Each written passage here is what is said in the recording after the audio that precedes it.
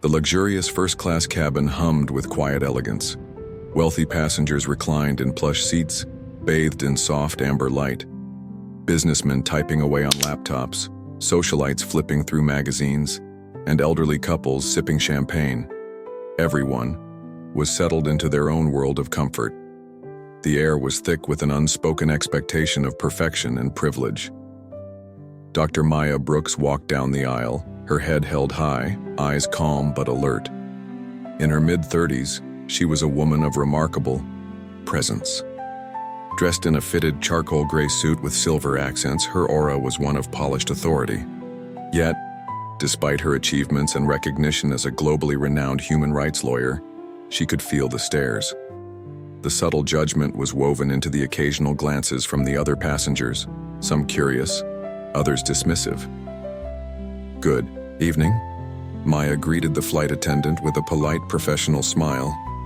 Sarah Blake's eyes flicked over Maya, her expression tightening almost imperceptibly. Young, blonde, and impeccably groomed, Sarah embodied the airline's image of grace and charm. But the smile she offered Maya was thin and strained, the kind reserved for someone who didn't quite fit her version of first-class elegance. "Ticket, please." Sarah's tone was clipped, indifferent. Maya handed over her ticket. Sarah scanned it, her brows lifting in faint surprise. "First class, huh?" she muttered, her voice just low enough to pass as accidental. "Yes, first class," Maya replied evenly, her gaze unwavering. "Of course, miss." "Brooks," Sarah said, her mouth twitching into a forced smile. She handed the ticket back, her fingers brushing Maya's hand with cold precision. "Your seat's over there. Try not to block the aisle." Maya's smile remained, but her eyes sharpened. She had grown accustomed to this routine. She had become accustomed to the small dismissals and subtle digs. They had followed her all her life like a shadow she could never quite shake. She settled into her seat, placing her carry-on bag in the overhead compartment. The leather seat cradled her in warmth, but her muscles remained tense. Minutes later, she pressed the call button for water. Sarah appeared, her gaze blank but her annoyance palpable. "Yes?" Sarah's voice was tight, like she was holding back something ugly. "Could I have some water, please?" Maya asked politely. "I'll see if I can get to that soon. We're very busy." "Very well," Maya replied. The calmness in her voice only seemed to irritate Sarah further. As the flight prepared for takeoff, Maya noticed the way Sarah moved through the cabin, effortlessly cheerful to the elderly couple across the aisle, warm and accommodating to the businessman in the window seat. But when her eyes landed on Maya, the frost returned. Other passengers noticed too. A man with a salt and pepper beard glanced their way, his brow creasing. A young woman with earbuds slipped, halfway out of her ears, pretending not to watch but her gaze lingering all the same. An hour into the flight, Maya's patience began to wear thin. Her request for service had been ignored repeatedly. Sarah's attitude was clear. Maya was a nuisance, a stain on the pristine fabric of first class. Finally, Maya caught Sarah's eye as she walked past. "Excuse me, could I please have some water now?" Sarah's eyes narrowed. "I told you, we're busy. Maybe if you could learn to be a little more patient." Maya's voice remained steady. "It's been over an hour. I would appreciate some professionalism." "Oh, professionalism?" Sarah snapped, her voice rising. "You don't get to lecture me on professionalism. Just because you've bought yourself a fancy seat doesn't mean you're entitled to everything." Maya's breath caught, her fingers clenching slightly. "I'm entitled to be treated with basic respect. Nothing more, nothing less." Sarah scoffed, her gaze dripping with disdain. "People like you always think you deserve special treatment." "People like me?" Maya repeated, her voice a low, calm challenge. Sarah's cheeks flushed. "You know what I mean." Silence stretched between them, cold and cutting. Maya could feel the eyes of other passengers burning into her skin. The awkwardness of it, the discomfort of seeing something wrong and pretending it wasn't there. Sarah turned sharply and walked away, her heels clicking with a bitterness that spoke volumes. Maya released a slow breath, her pulse steadying. She had faced worse, much worse.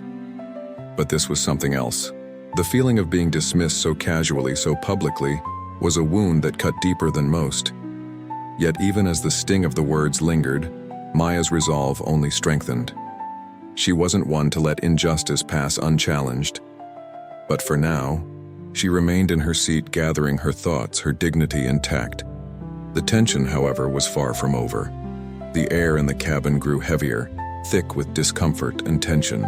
Conversations dulled to a murmur, passengers fidgeting with their phones, their magazines, their own discomfort. Maya remained still, her breathing controlled, her eyes closed for a moment longer than usual.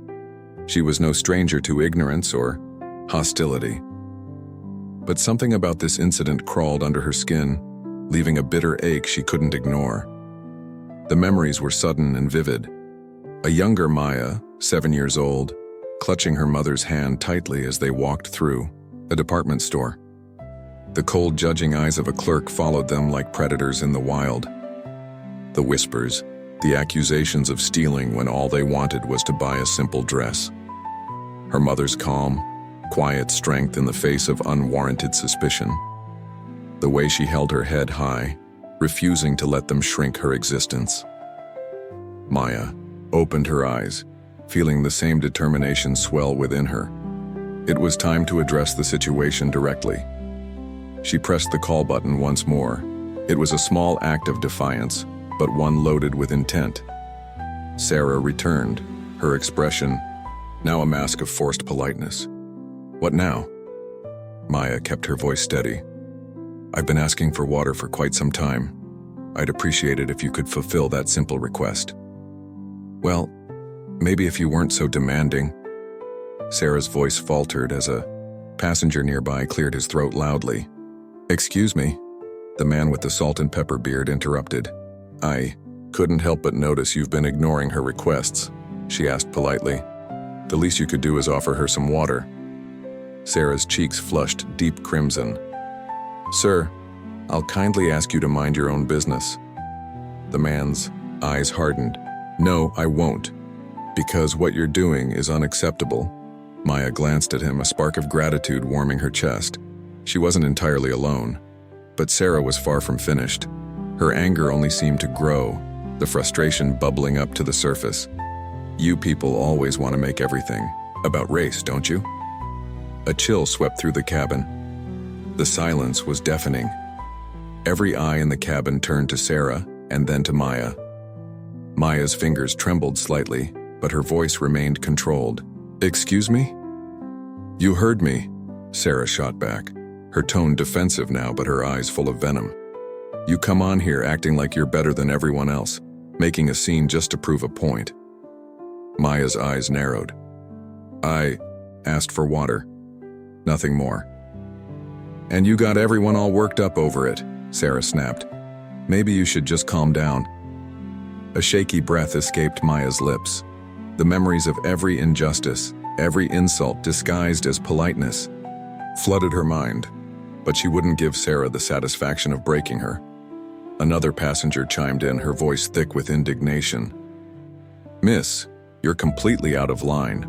We've all seen how you've treated her." Sarah's face twisted in a defensive sneer. "Everyone here is just looking for something to get offended by. That's the problem." The murmurs grew louder. "Unbelievable. She should be fired. Does the airline allow this kind of treatment?"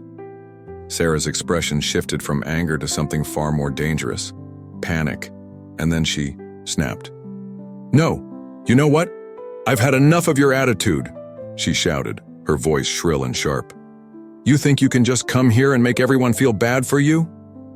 Before anyone could react, Sarah's hand moved with a fury she couldn't contain. A slap, swift and vicious, rang through the air. The impact left Maya's cheek stinging, her eyes wide with shock. The entire cabin froze, breaths held in unison. The silence was suffocating. Every single passenger was watching. Their eyes were heavy with disbelief, horror, and shame. Maya lifted her hand to her cheek, her fingers trembling. But when she spoke, her voice was calm, each word a controlled, icy blade. "I want to speak to the head flight attendant. Now." Sarah stumbled back, her arrogance finally crumbling into something that resembled fear. No, this is just, you were being difficult, and Maya's gaze cut through her excuses. You just assaulted a passenger, and I won't let it be swept under the rug. Her words echoed throughout the cabin, resonating with a truth that couldn't be ignored. The passengers around her looked on, their own guilt and anger mingling in a collective surge of conscience. Some had recorded the incident. Others whispered urgently to each other, their phones buzzing with messages already being typed out to the outside world. The consequences of what had just happened were spiraling, growing bigger than either of them. But Maya's resolve remained steadfast. She would see this through to the end. Not just for herself, but for everyone who had ever been made to feel like they didn't belong. The murmurs had grown louder, spreading through the cabin like wildfire. Phones were pointed at Sarah, at Maya, at the boiling confrontation that now held everyone captive.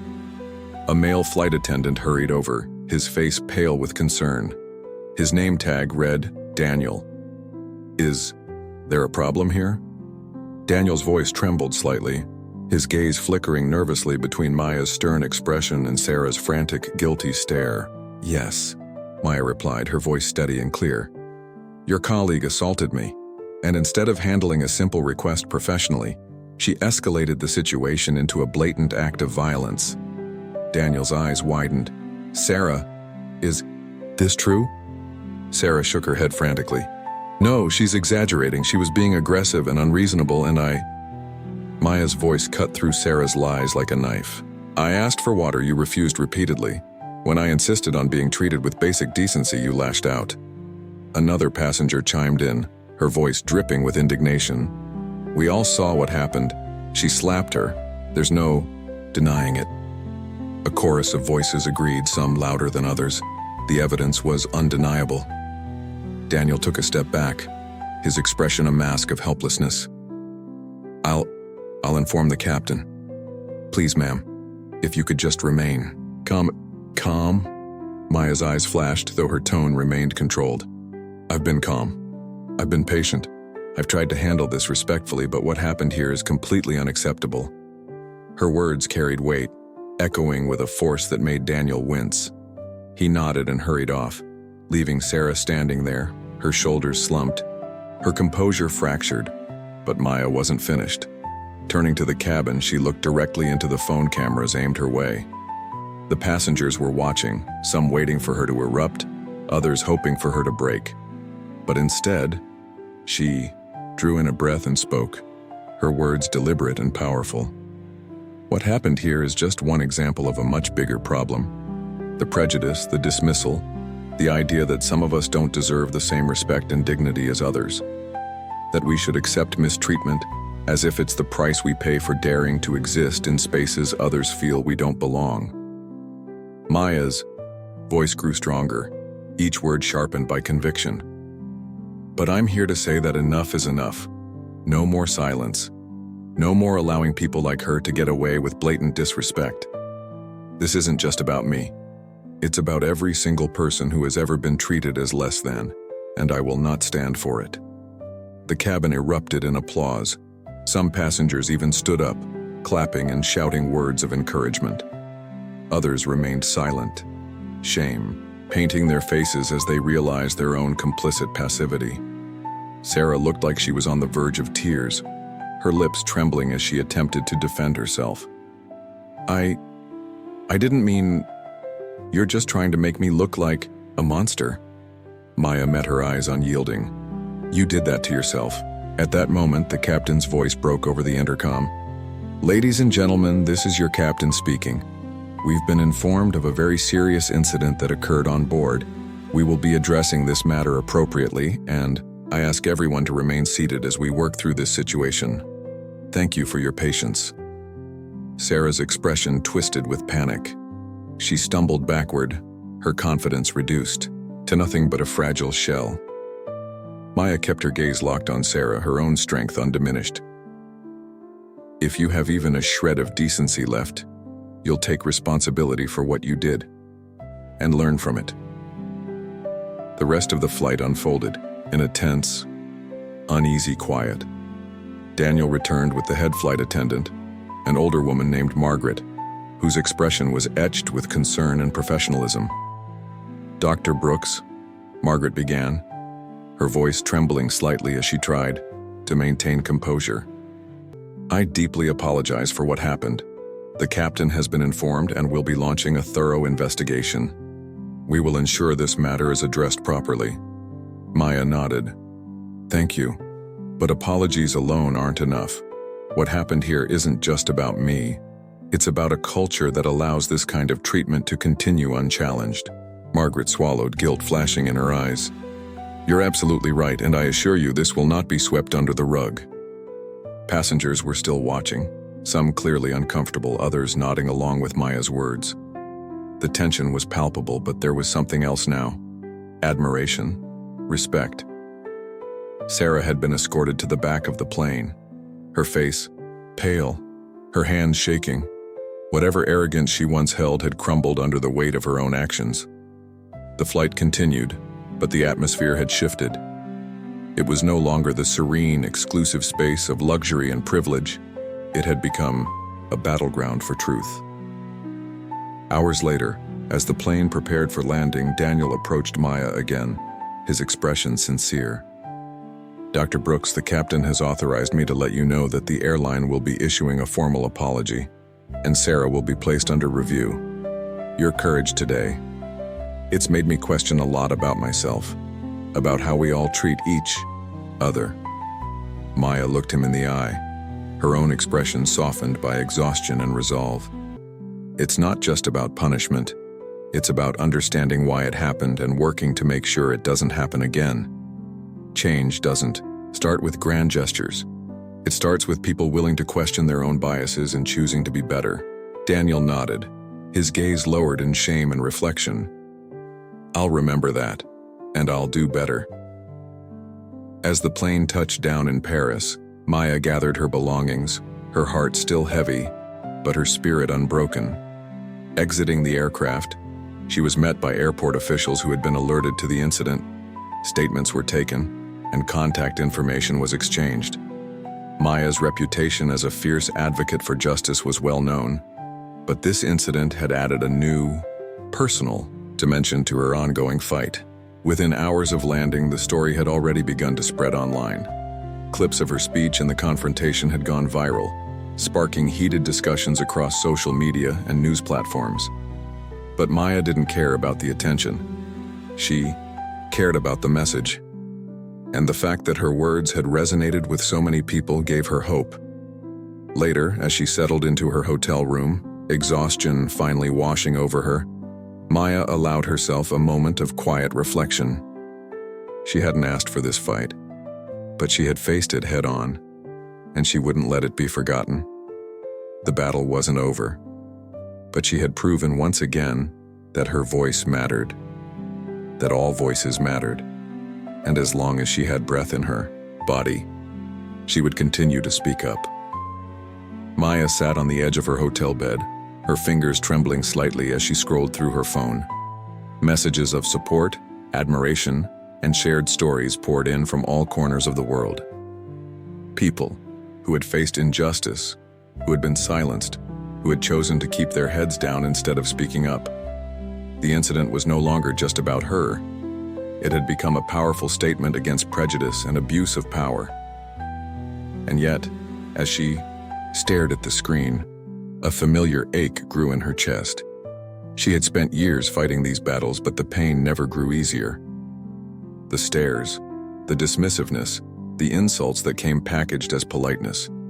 No amount of accolades or recognition could fully shield her from the ugliness that still thrived in the world. But something had changed. Today wasn't just about what happened to her.